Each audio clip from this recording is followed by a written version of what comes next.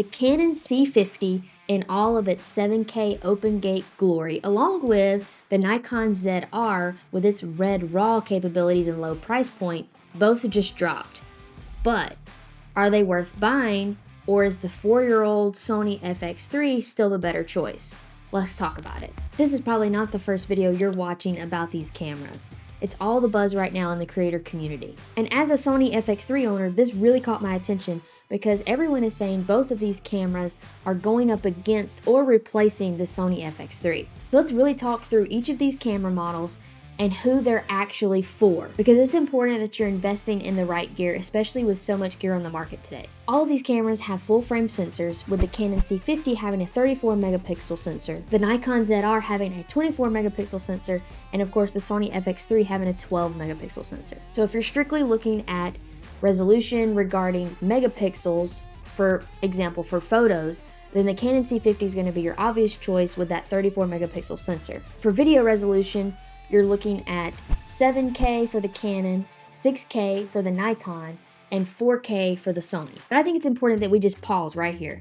While we're talking about video resolution, the biggest thing everyone is screaming right now is that the Canon C50 has open gate. Ah, it's the first cinema camera with open gate. Ah. Okay, here's what you really need to be thinking about. The open gate is only available in 7K. Okay, think about that.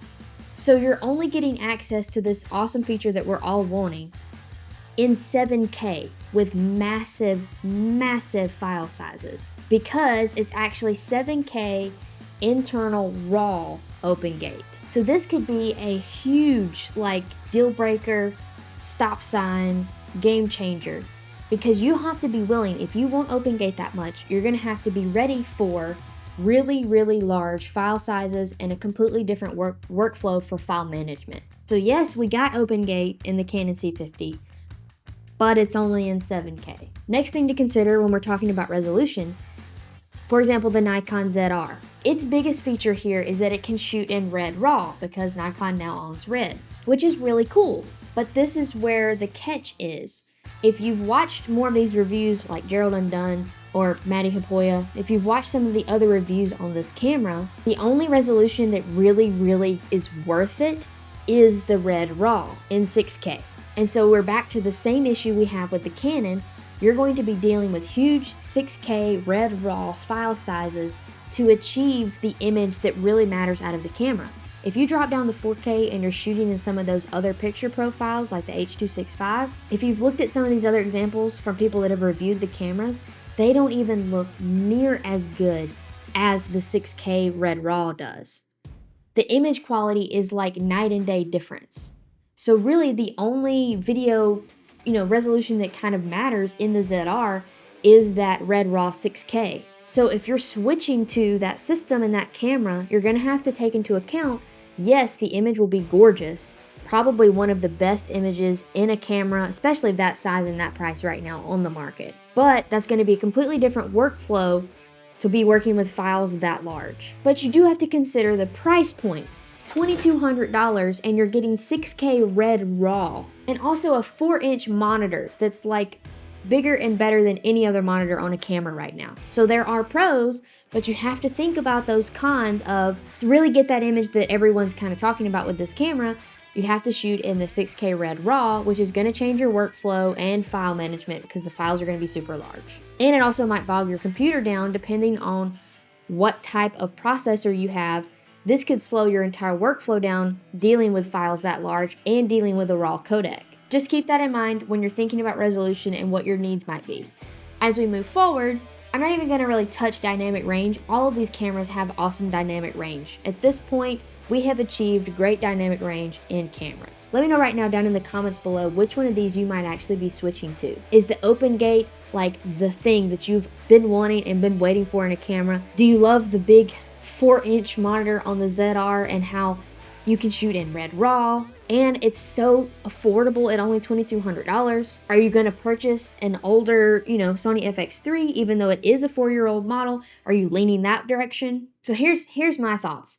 So when Canon came out, now I'm obviously a Sony user, but I have owned Canon cameras before. My first camera was a Canon, and then I bought a Canon R not too long after that. So I'm definitely familiar with the Canon system. That's what I started on, and I used that for several years. And here's why I would never switch to the Canon C50. First of all, I am heavily invested in Sony lenses, and we all know how Canon is about adapting their lenses. So I would have to literally sell everything and reinvest in Canon lenses, which would just be a real pain. But this is the biggest reason why I'm not switching to the Canon C50 and why you might need to check up before you buy it. IBIS.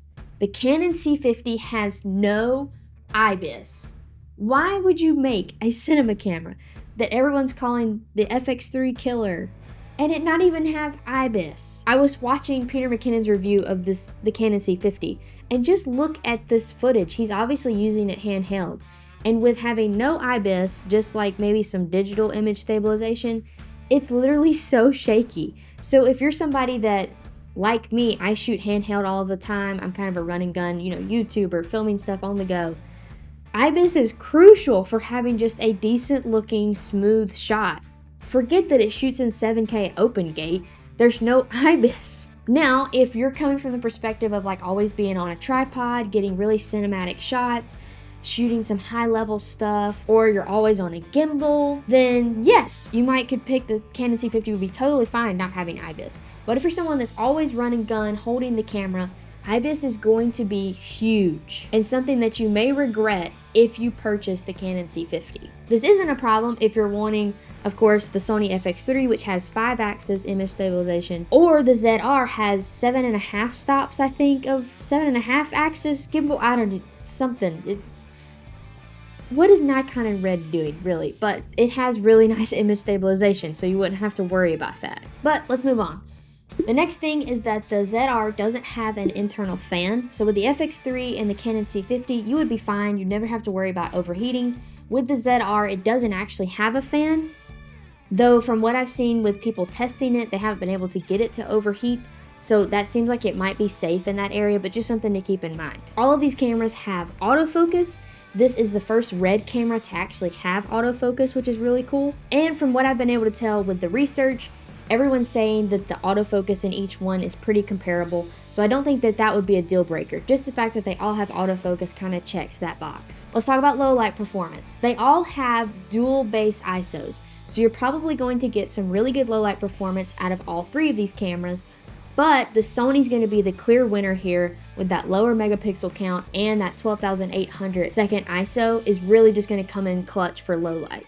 So if low light is still, your biggest factor in your buying decision, the Sony is still going to be your clear winner here. So we've gone over some of the most important features to think about when purchasing one of these cameras. Now let's talk about who each of these cameras are for. The Canon C50, this is really for hybrid shooters that want a really cinematic look.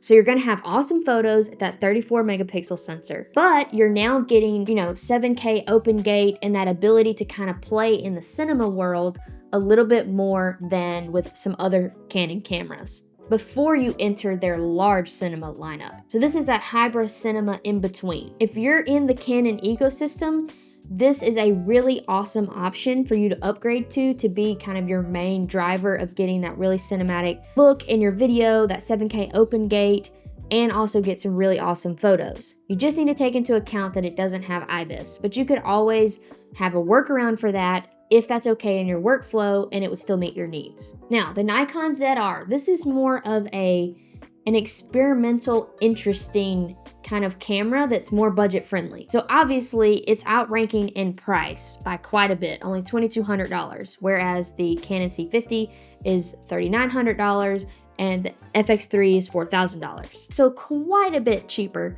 to have access to 6K Red RAW and the really awesome 4-inch flip screen monitor. This would be the perfect choice for you if you're wanting to kind of experiment and dabble in some higher quality, Red RAW, wanting to learn to color grade, shooting in like 6K, kind of getting that higher resolution, more cinematic look out of your camera. And even if you're in the Sony ecosystem, you can actually adapt Sony lenses to the Nikon Z mount with a really small adapter that you can buy like on B&H. So you could enter into using the Nikon Red system without necessarily selling all of your Sony lenses. So this could be an option if you're wanting something new, something to play with, something that's kind of experimental, but really, really interesting and has kind of like a bright future of like, we're all kind of like, where's this going? Then of course you have your Sony FX3.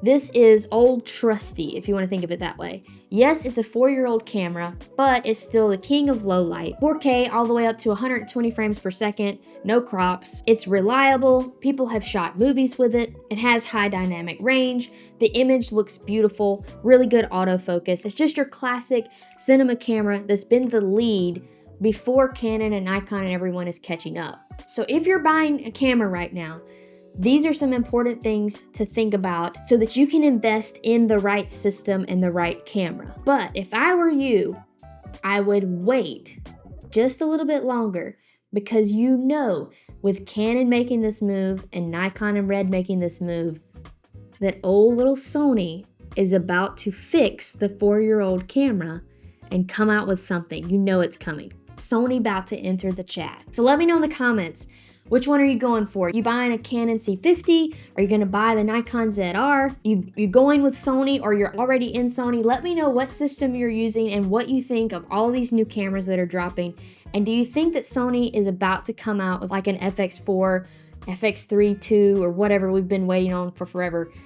Let me know in the comments down below. And what would you want to see in the perfect cinema camera? All I want is open gate and internal NDs. Sony, all we want is 4K, S-Log3, open gate, internal NDs. That's it.